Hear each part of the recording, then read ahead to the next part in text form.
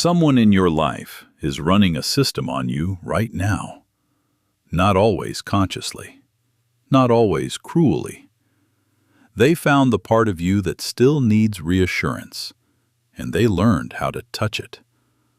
Once they find that gap, they don't need to control your mind. They only need to control the signal. But some people become almost impossible to run that system on. Not because they stop feeling, not because they go cold, because they removed the buttons.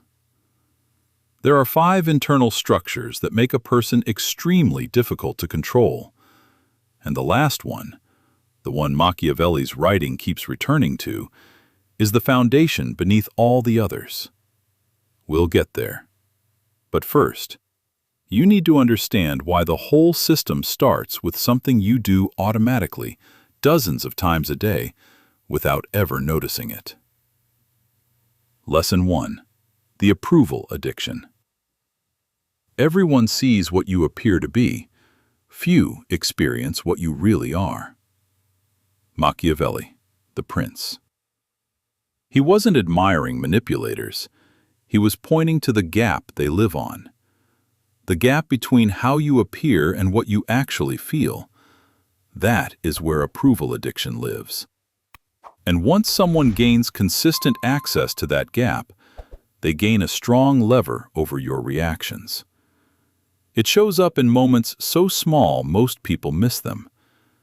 You say something, a boundary, an opinion, a refusal. And before you fully registered whether you meant it, you're already scanning.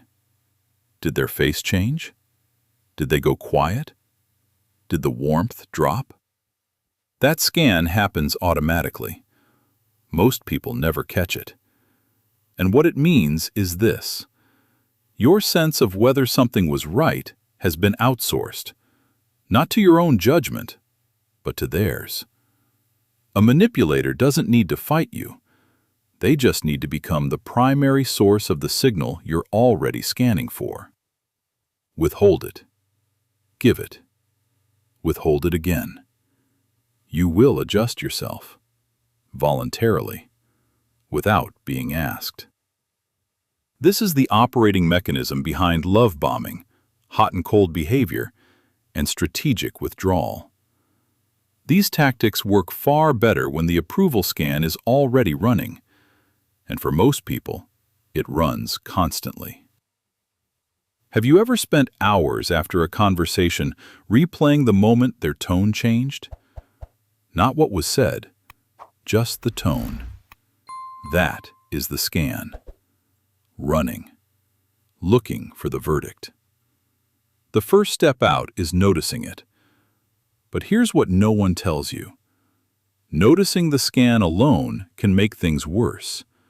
Because now you're aware of the gap and still have nothing to fill it with. Noticing without replacing is not protection. It's anxiety with better vocabulary. So the next step is not resistance. It is replacement. Lesson 2. Internal validation systems. A manipulator's most important structural advantage is rarely superior intelligence or unusual cruelty.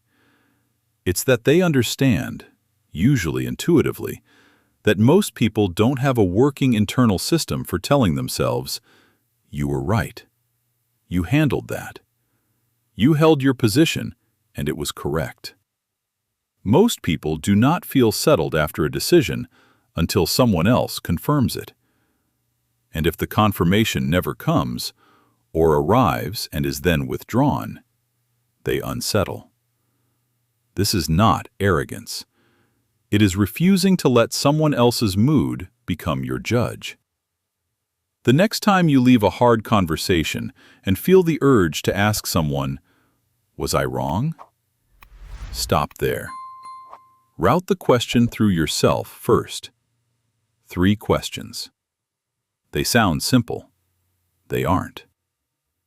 Did I act according to what I actually believe? Would I make the same choice again with the same information? Is the discomfort I feel right now coming from my values or from their disapproval? Those three questions stop you from handing your authority away. They make your internal signal primary.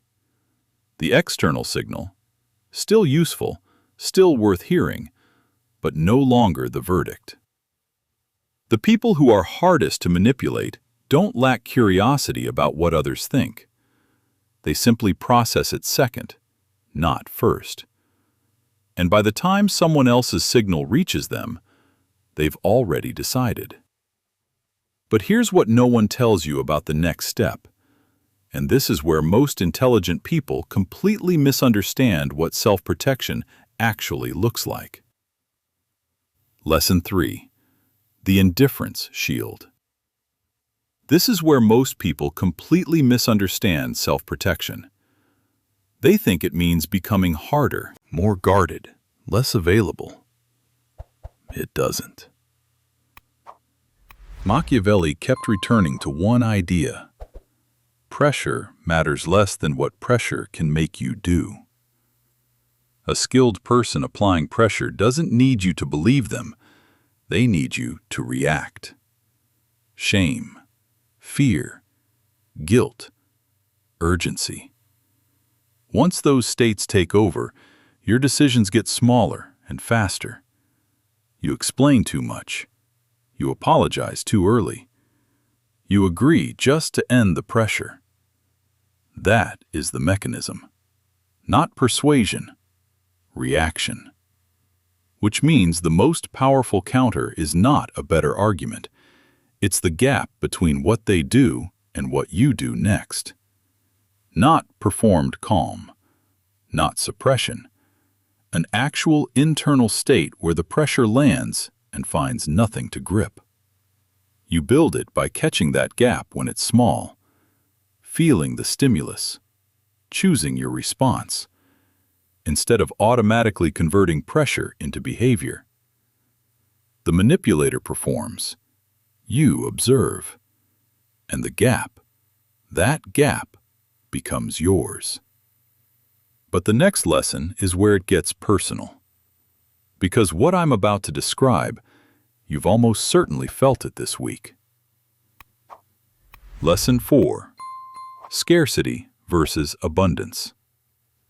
Think about the last time someone went cold on you. Not angry, not confrontational, just cold. They didn't explain. They withdrew. And something happened in your body immediately. The pull. The urge to soften something you'd said. To apologize for something you weren't actually sorry about. To reach back across and restore what had just gone quiet. You didn't comply because you were weak. You complied, or almost complied, because your nervous system accepted the premise. This warmth is scarce, and losing it is expensive. That pull is the scarcity mechanism. They didn't threaten you. They didn't argue.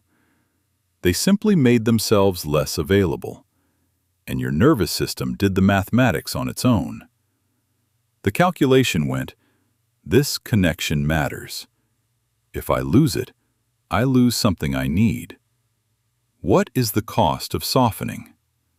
Lower than the cost of the loss. And decisions made from that calculation are almost never the decisions you'd make with a clear head. Abundance does not mean pretending the coldness doesn't hurt. It changes what you do with the hurt. It sounds like this. This matters to me. And if it requires me to abandon what I know is correct, then what I'm about to lose was already costing me something I can't afford. Intelligent people resist this shift. Their pattern recognition is too accurate. They know this specific history, this specific dynamic, is not easily replaced. And they're right. Rare is real. But rare is not the same as irreplaceable. And irreplaceable is not the same as worth any price. Abundance is not pretending loss doesn't hurt. It's refusing to treat loss as proof of dependency. And the moment that distinction lands, the scarcity mechanism loses its primary lever. But all four of these can collapse overnight, if you don't have the last one. Lesson 5. The non-negotiable core. Here is the most uncomfortable part. Most people believe they have principles. Very few have defined them precisely enough to defend them under pressure. And that vagueness is expensive. When you cannot name the line, you usually notice it only after you've crossed it. Not in one dramatic betrayal, in increments, small enough to justify, repeated enough to become normal. Until one day you hear yourself defending a version of your life that would have once felt unacceptable. It happens slowly enough that you still think you're being yourself, while you're becoming easier to move. The non-negotiable core is the antidote, but it has to be explicit, specific, named. Not, I value honesty. That bends. But, I will not lie to protect someone else's comfort at my expense. Not, I value independence. But, I will not change a decision I've already made because someone withdrew approval. The more specific the rule, the harder it is to slowly bend. Vague values are negotiable under social pressure. Specific commitments hold because you can feel the moment they're being crossed. Inside every stable person is a line that cannot be crossed without self-betrayal. The people who know exactly where that line is cannot be moved past it by increments, because the increment itself triggers recognition. That is the fortress, built entirely from the inside. The real problem is not the person. It's the part of you their pressure can still reach. When you stop outsourcing your self-assessment, when you can sit inside disapproval without converting it into action, when pressure lands and finds nothing to grip, when you know exactly, specifically, what you will not surrender regardless of the cost applied. You don't become invulnerable. You still feel the pressure. You still feel the pull. But the pull no longer decides. And that is what psychological freedom actually looks like. Not a world with no pressure. A self that no longer mistakes pressure for instruction. The same architecture is tested at work, where the approval scan is rewarded with promotions, where indifference is punished, and where your non-negotiable core is contested not by one person, but by an entire system designed to make you negotiable. That version is next.